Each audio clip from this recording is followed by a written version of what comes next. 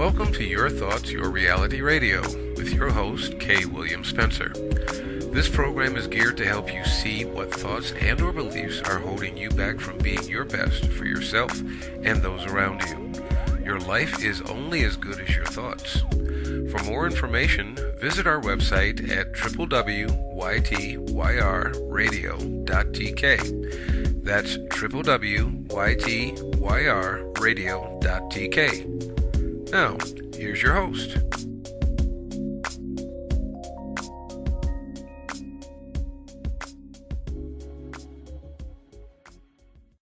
Hi, and welcome to Your Thoughts, Your Reality Radio. Of course, I am your host, K. William Spencer, or Kirk. Today, our guest is Roger M. Daniel from, right now, he's from Scotland. He's originally from London. He has a radio show in Scotland on Lionheart Radio. And here's one of his introductions, or his introduction to his show. Take a generous portion of blues music, season it with folk, rock, jazz, funk, and soul. Add frequent studio guests. Mix thoroughly with the wit and charm of bluesman Roger M. Daniel. Serve every Thursday from 1300 to 1500 GMT on www.lionheartradio.com. And tell you from personal experience, Roger is definitely a witty bluesman. Love talking with him. I think he's going to be a long-time friend. So, Roger, you there? I'm here, yes. Definitely. Well, it's good to have you on our show today. Thank you. We're going to let you inspire us about being the Rolling Stone, one of the Rolling Stones of England, and I don't mean the rock group. So, tell us about your life. Wow, where do you start? Okay. Well, when I was a youngster, I had emotional and behavioural difficulties. I'm in my 60s now, so when I was a kid, you weren't statemented. But if you had been, I would have had the label EBD, emotional and behavioural difficulties. I was every teacher's worst nightmare, little dreaming that one day I would end up as a teacher myself. And you didn't end up as a teacher? I did, yes. That was quite amazing because it was the last thing that I would have expected. I remember being at school and my teachers would say, "You know, Roger, you're never ever going to amount to anything. That the most you'll ever be is a glass washer, be in a bar." And the funny thing is that their words came true, but what they didn't tell me was that I would actually own the bar, because it was years later that I married into the trade. I married a publican's daughter, and I took over the business. And I'll be there late at night washing the glasses after the customers had gone, thinking back on what the teachers had said. And I thought, yeah, I think it's so bad for a glass washer who owns his own business in the Scottish borders and looking out of the window and the rolling hills, the Cheviots. Absolutely, if anybody's ever been to the Scottish borders, the Cheviot Hills are delightful, and it was a good life.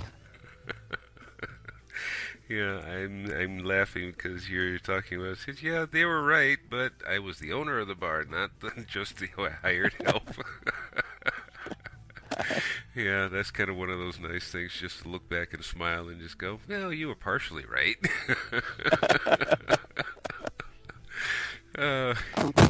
Unfortunately, though, all that came crashing down.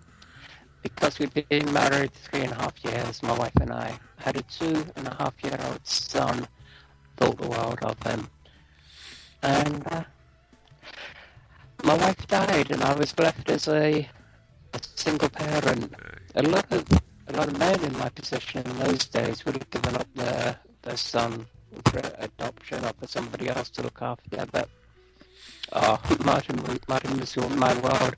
I gave up my business to look after Martin, and after a number of years, I remarried, And it was then that through a roundabout route I ended up in teaching because I was living on Tyneside, which is 60 miles from the Scottish borders. I got a job on the community program as a schools-based youth worker.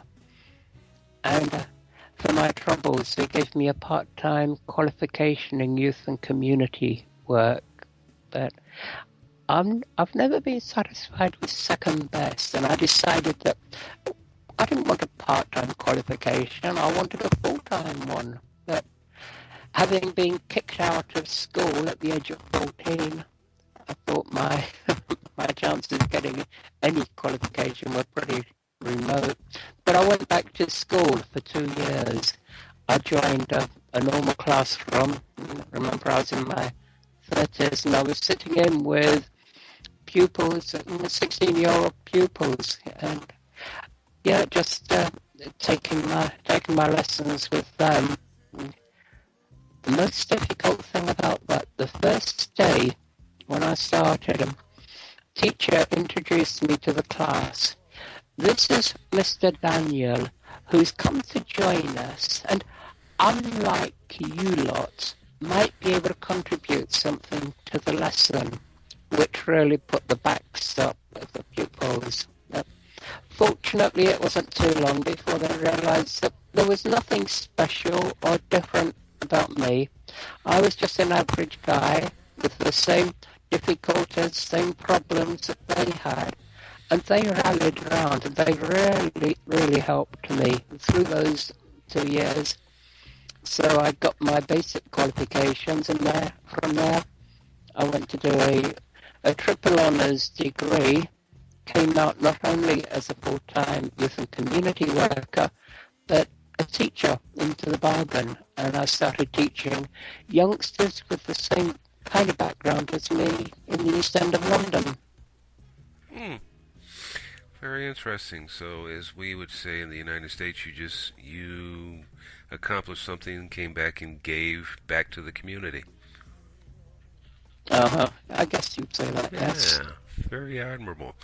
Why don't you tell us a little bit about your childhood, if you don't mind? You were telling me something about that a little bit earlier on a private conversation, if you don't mind. Yeah, I don't know exactly what to say, but my mother had a horrendous childhood. And because of that, she had no love, no emotional support herself. She married at the earliest opportunity. Unfortunately, my paternal grandparents were not exactly forthcoming emotionally themselves, and I don't think. Well, what I do remember is going to visit my grandparents, and my grandparents were all over my father, but just totally blocked out my mother. It was very clear to me that they were just giving her the cold shoulder. And she spent a lifetime, it seemed, being given the cold shoulder, so she didn't really know how to give me love. And so that led to my emotional behavioural difficulties. I think, one thing that I was sharing with you, I remember being 11 years old, every teacher's nightmare. We were living in London, and I went to see my form teacher, my class teacher, one day, and I said, "Oh, we're moving." I said, "I'm leaving the school. We're going to Leigh-on-Sea." And he put both his legs up on his desk, leant back in his chair, waved his arms in the air, and said, "Yeah!" Like, there is a God after all. It's not very supportive even of a teacher. Good grief. Okay, so you moved, and you said you had difficulty adjusting to the new school, the new life, etc. Continue from there. Yeah, I remember that. I mean, I was a kid who was emotionally starved, unable to really form good relationships. And so moving to a new school where everything was alien to me, I expected to fit in. I didn't, for obvious reasons. And so I was every bully's dream child. Yeah. I spent the rest of my school years being bullied. I played truant a lot just to escape from it all. Oh, that was funny. I remember going down to Southend, which was 4 miles away from where we lived, and I'll chat to the girls who worked in Woolworths there. And one day the manageress came up to me. She said, "How come you're not at school?" I said, "Oh, our headmaster's leaving. We've been given the day off." "Oh, that's nice. What school is that?" "Belfairs." "No, isn't that funny?" she said. "My son goes to Belfairs, and he never, ever said anything about a day off. I'd better just phone and check." I'll tell you, I never got back to school so fast. Yeah, another boy in my class, he actually leant across from his desk to mine and said, "My mum tells me you were in Woolworths. I'm going to tell the teacher." And unfortunately, I tried to buy my way out of trouble. I said, "Oh, I'll give you a shilling if you keep quiet." But I guess we were saying about, no, enough. But he never got the shilling, and somehow I escaped from a beating. So. Oh, God. Such is our childhoods. Yeah, I was the Rolling Stone, but I ended up being the one who just kind of stood up for myself and said, well, this is something that I learned to do from early age. Whether I win or lose, you're going to know that you fought someone. That's all I could tell people. Yeah, yes. That sounds excellent advice. In fact, it took me many years to learn how to stand up for myself. But yeah, I guess I learned in the school of hard knocks. So I've certainly had a few through my years, and become quite physical as well. And some of the I used to work on the deep sea trawlers. And I've had a lot of quite physically demanding jobs, working with people who weren't the easiest to get on with. But somehow from somebody who was bullied, I did eventually learn to stand up for myself, and you have to. Mm-hmm. Yes. If you don't, no one will ever stand up for you, and if you do get someone to stand up for you, you're never going to be an independent person. So, let's see. You were telling me at one point that you were 14 years old, I remember. You say you were working in a cinema. And... No, I was...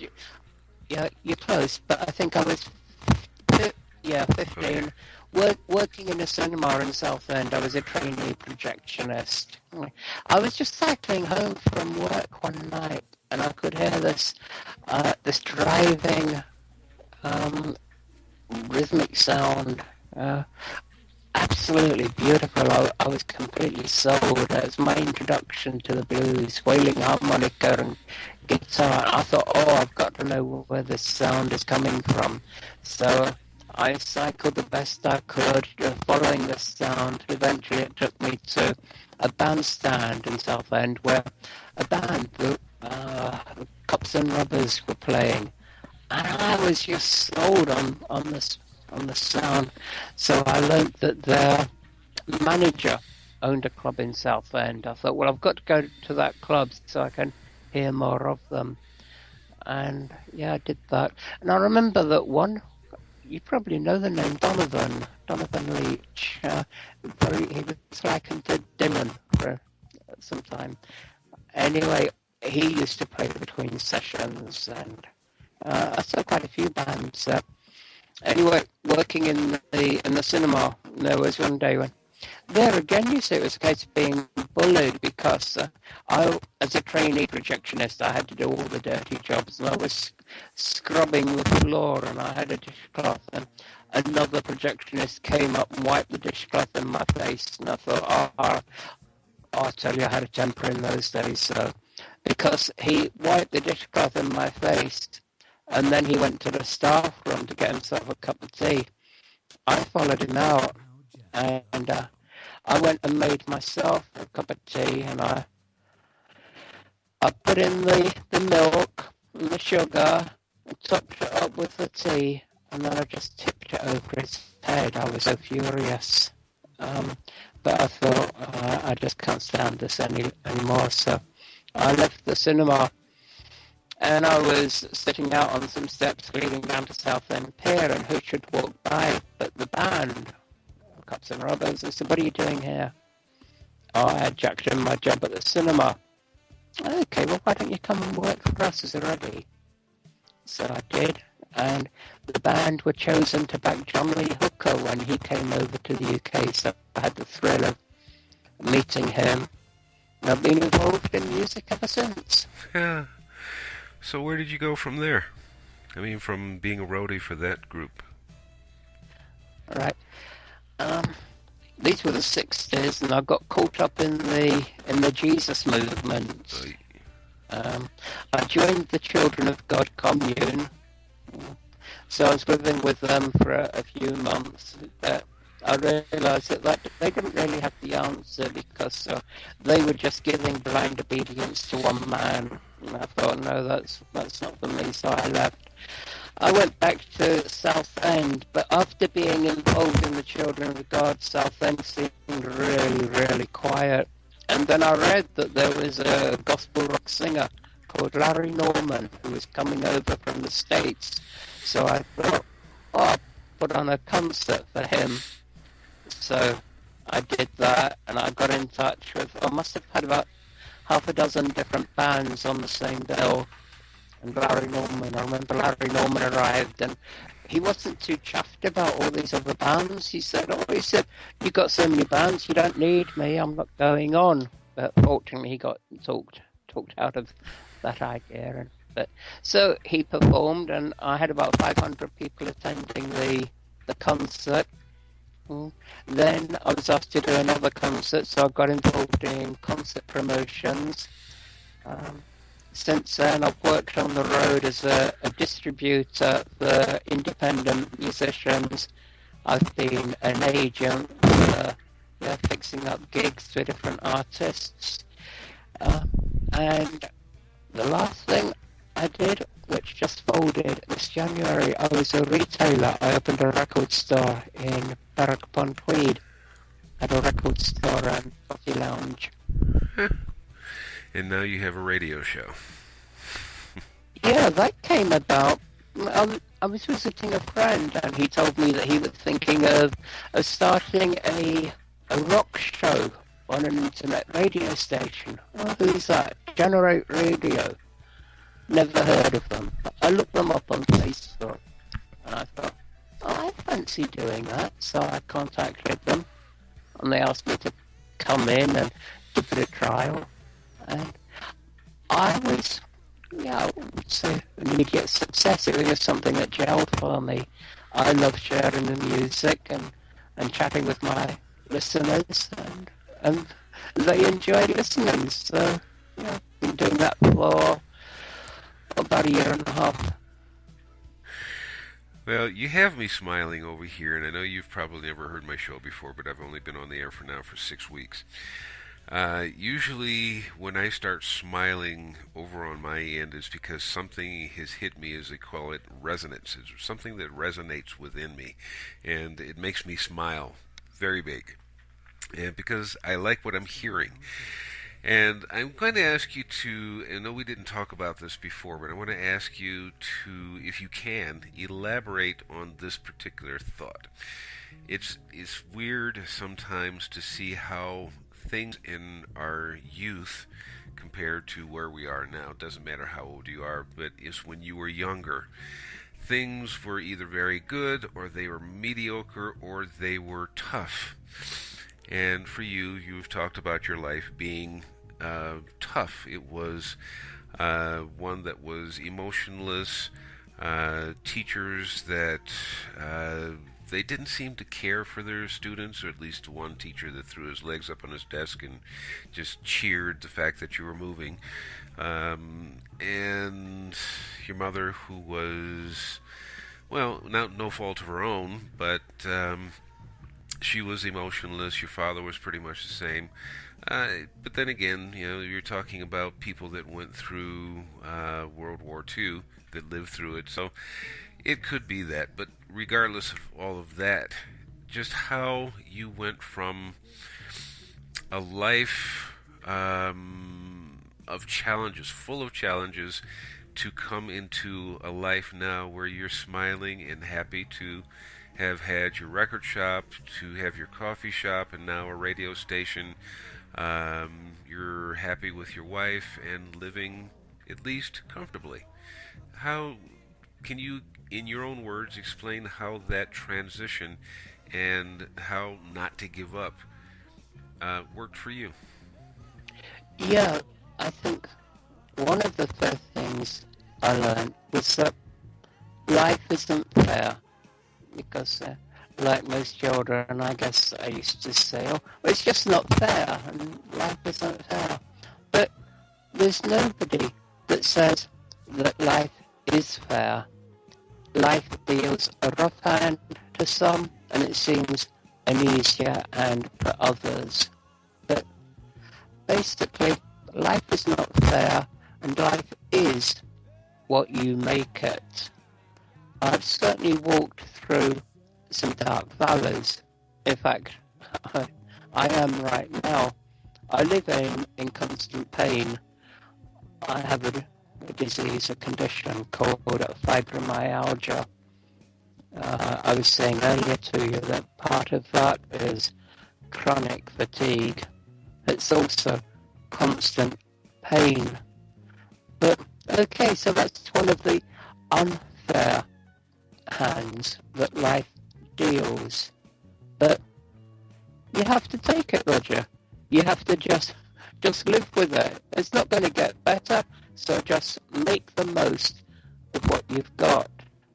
And one thing that I have learned is that as tough as things get, it is only for a season. When you're down there in the pits, remember, it doesn't last. All things must change, and things will improve. Things do improve. And yeah, so just grab life by the horns and get what enjoyment out of it you can. Mm-hmm. Yeah, as the old expression goes, the only constant in the universe is change. Uh-huh. Yeah, you think it's bad now. It's just like a rainy day. It doesn't last forever. Just like, well, down here, even my daughter, who's talking about, she says, I like California. She says, but it's just too much sun. Every day it's sunshine. Every day it's sunshine. It's just, you get tired of it every now and then. I want some cloudy days. So I said, that's the way it runs. Some places you just have more of one thing than another. When I was living in Chicago, we were talking about that earlier, I got tired of, in the wintertime, especially in January, 14 days, weeks on end of nothing but gray skies. To me, that was just, oh, I can't deal with this. I need more of a break in the sun, with the sun and the clouds. I like both, but not just days on end of gray. That just that drove me nuts. But okay, that's just my thing. But one thing they say in the United Kingdom is, if you don't like the weather, well, wait 20 minutes and it'll change. that's the same thing we used to say in Chicago. They'd probably still say it. Just wait a few minutes, it'll change. Well, especially being so close to Lake Michigan, but yes. Let me ask you a question. Since you're still in the music business, think about this for a moment and tell me what you would like to do, because I'm going to throw this song on later on.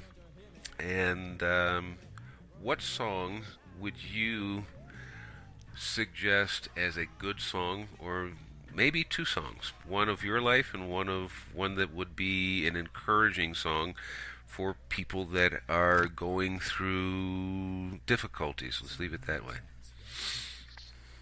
Yeah, in fact, I'm constantly talking with different musicians around the world, mainly in the USA and Canada. But there's Mickey Carroll over in the States. He just sent me an album yesterday. Here we are. Yes, yes. People love life. Yeah, and yeah. And okay, is that just the one, or do you have another? And what was the other one you said? Well, One. Yeah. one for maybe of your life, and what would you say for encouraging people, and well, basically those two ideas. One for encouraging people. Yeah. Yeah, Larry Norman. Now,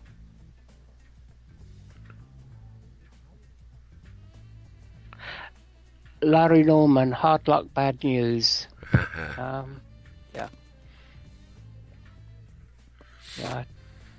I guess you're wanting me to elaborate a little. Yeah, if you wouldn't mind. You rather put me on the spot here. That's okay. It's radio, which is having fun.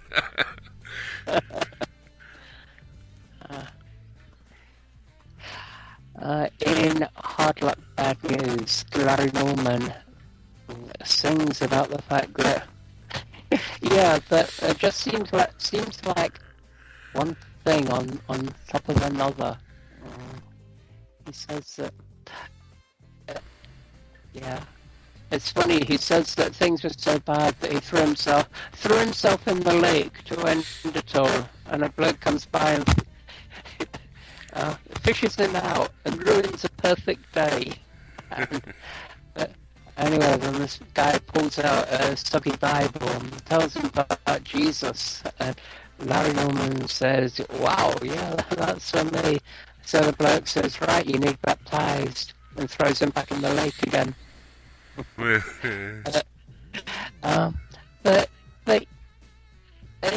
I don't know. The song says that it says hard luck, bad news. Things are bad, and things are getting worse.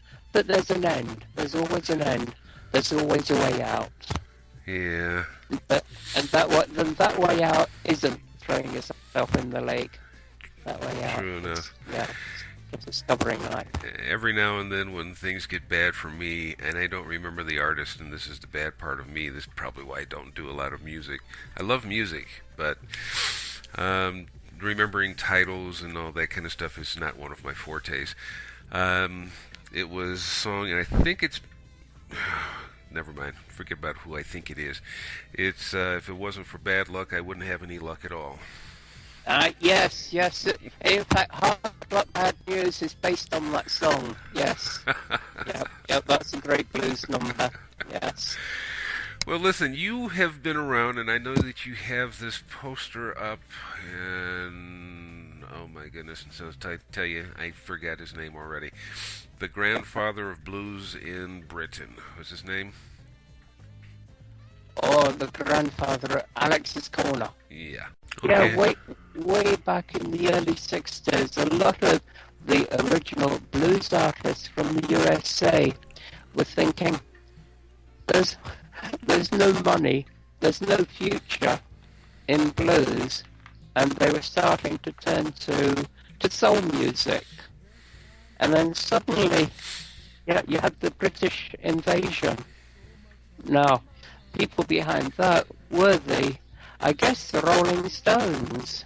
And it just so happened that Brian Jones, I believe, and Mick Jagger, just came across some 78s by artists like Howlin' Wolf and John Lee Hooker, were really turned on to the sound.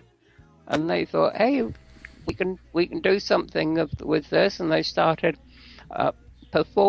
performing it themselves, and yeah, suddenly the over here in Britain, people were turning on to this blues music, the Rolling Stones, and yeah, next thing we're exporting it across to the USA, and your blues musicians just could not understand what was going on.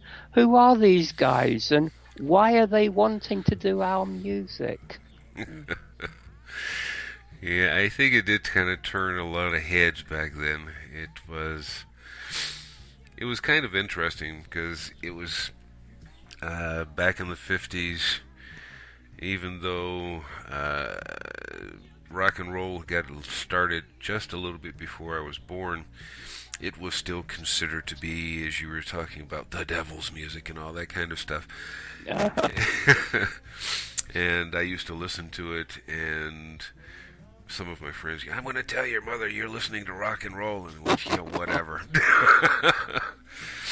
That's funny because just yesterday I was chatting with Candy Staton, who's one of your artists, and yeah, she was saying just that used to go to church with her parents, and yeah, they could listen to the gospel music, but blues no way. So they used to hide under the covers and listening to the radio back home. Yeah, exactly. And yeah, it was a kind of a strange time, but it was the thing that rock and roll took off as far as I knew. But I'm talking about from a kid's point of view at that point, is how rock and roll took off and it became very popular compared to blues. I mean, Jimi Hendrix came out and made blues a little bit more popular because he combined it a little bit more with rock. But matter of fact, when Jimi Hendrix was just coming out and doing that, we considered it rock back then, but then we found out that he was actually playing more blues later on. And several other people were actually doing more of the blues, but rock is what really took off. I mean, TVs, movies, and everything else was going in that direction. But then again, we're talking about in an era where rock bands came out in those days and they were wearing suits, if you remember. Yeah, they didn't come out and they don't look like the Rolling Stones did. But then again, the Rolling Stones were billed as the bad boys compared to the Beatles. Yes. So it was two different ways of viewing music at that time.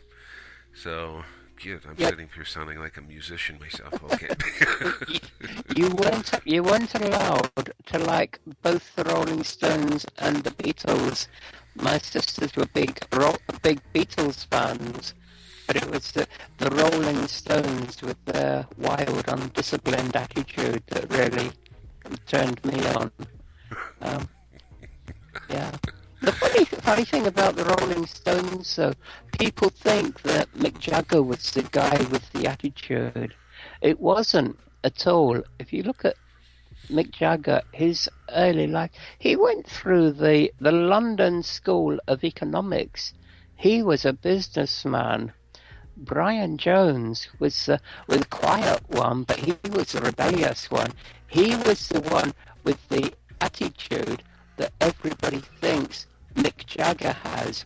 Mick Jagger was a businessman who saw a way to make money and took over the band. And here I thought you were going to say it was Keith Richards. Well, that's an interesting twist. Yeah, Brian, who always sits back quietly. Keep him quiet, keep him quiet. Oh, interesting. Oh, my goodness. So, let's see. We have a little bit more time here. Tell us about, well, some of the people that you've interviewed. Somebody that you feel has been, or maybe even worked with, someone who has been a positive influence in your life, and or somebody who is a positive influence for others as they continue their career in music.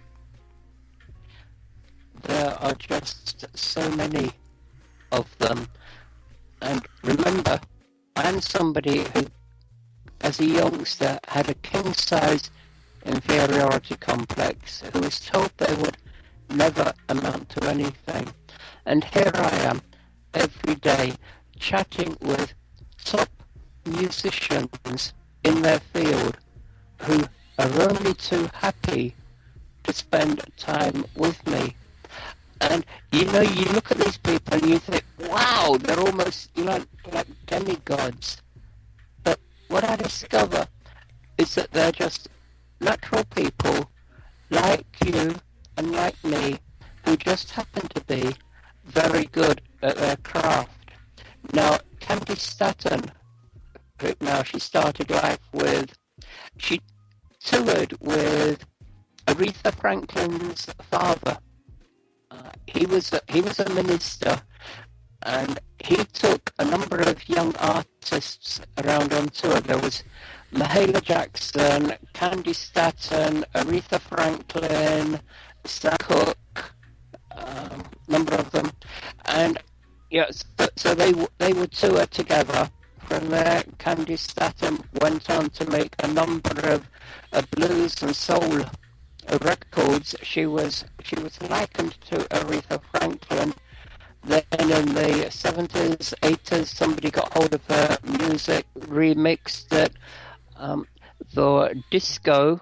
She became almost a disco diva, and now she's returned to her blues and soul and gospel roots. So she's an artist who's really from the gamut of the whole thing. And yet, you know, I look at her and I look at what she's done, and I think, wow, she's like the pinnacle, you know.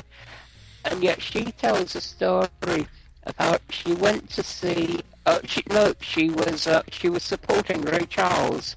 She was doing 5 nights in support for Ray Charles, and the first night she did her set, and she was really tired afterwards. So she thought, "Oh, I'm not going to stay and listen to Ray. I'll go back to the hotel. I can always hear Ray Charles the next night." She arrived back at her. She went back to the concert hall the next night. Went to her dressing room, and a messenger came from Ray Charles with the message. Marie was saying, "If I had eyes, I would have come to see you." And she thought, wow, Ray Charles, yeah, the genius of soul, and he would come and see me. She said, I didn't walk, I ran to his dressing room, and I said, Ray, I'm so sorry. She said, I thought you were like all those other big people who would have no time for somebody like me.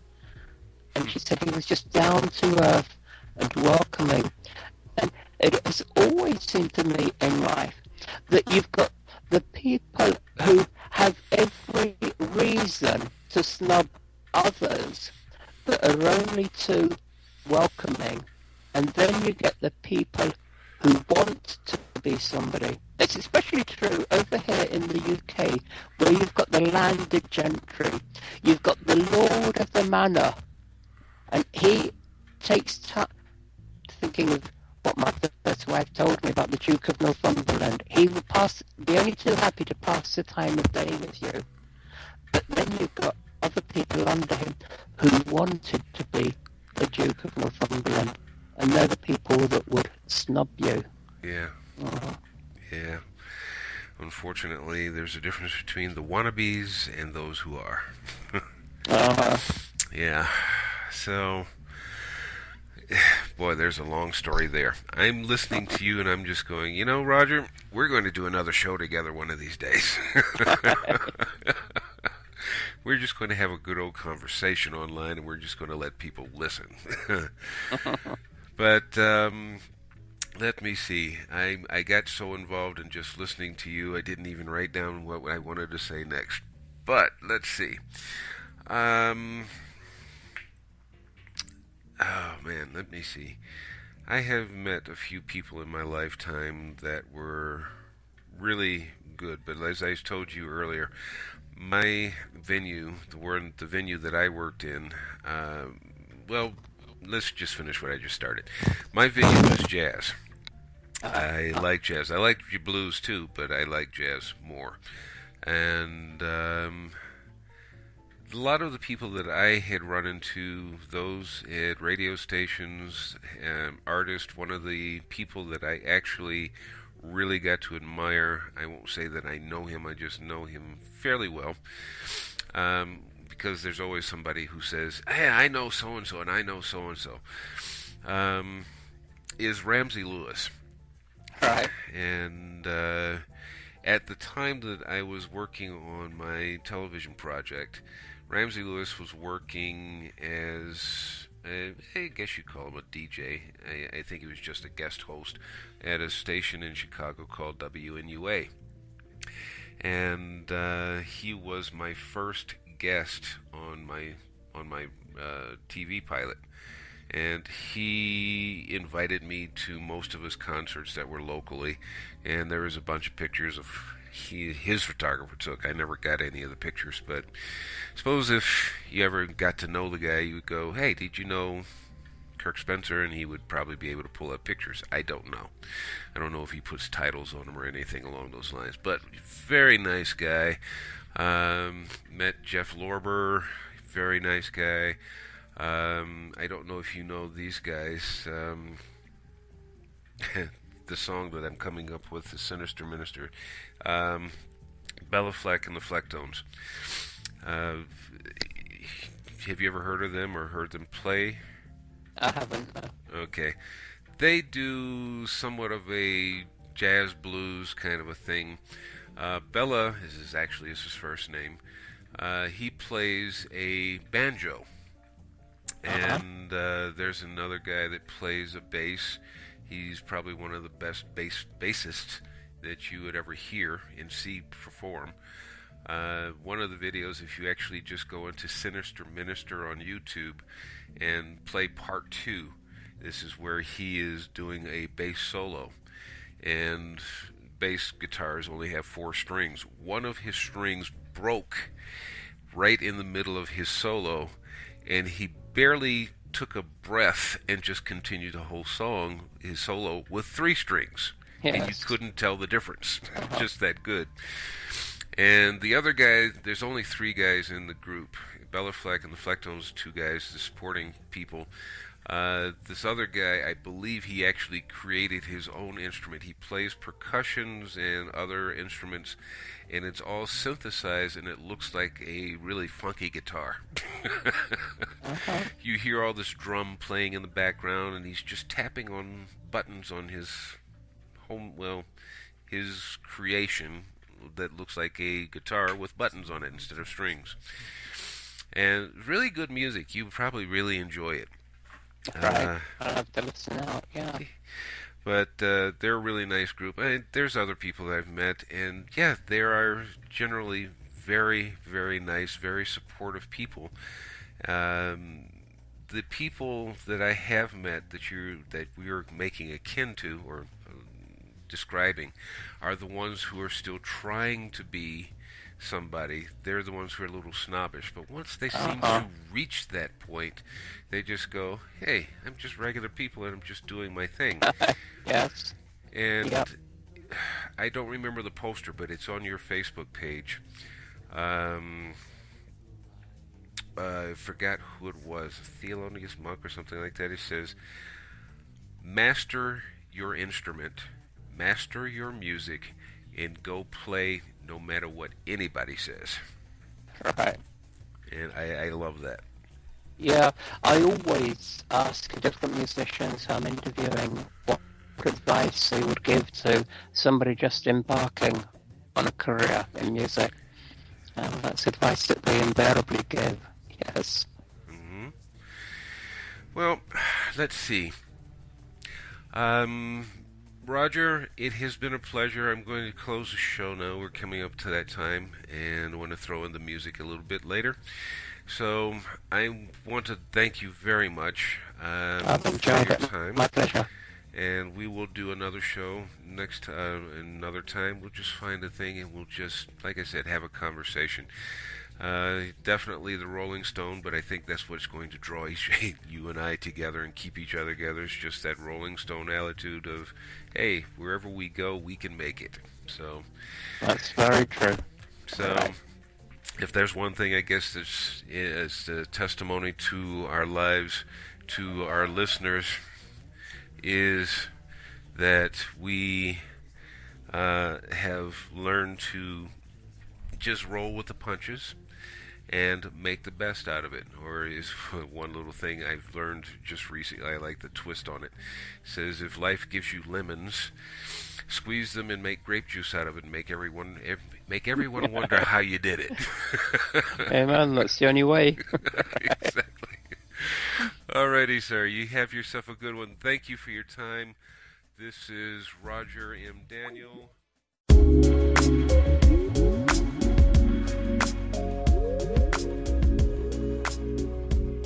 Thank you for joining us here on Your Thoughts, Your Reality Radio. Please make a note to join us again on our next broadcast. For more information, visit our website at www.ytyrradio.tk. That's www.ytyrradio.tk. Our theme music is Soul Controlled by B.O. Crew under a Creative Commons License 3.0. See our website for more information.